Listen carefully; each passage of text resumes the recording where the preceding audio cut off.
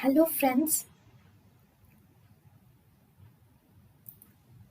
welcome to Creative Medicine.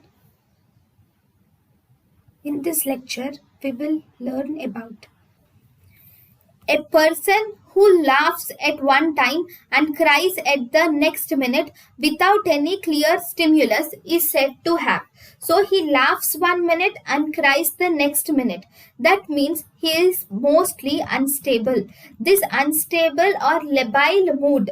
So this is said to be labile affect. So a person who laughs at 1 minute and cries at the next minute is said to be have a labile mood.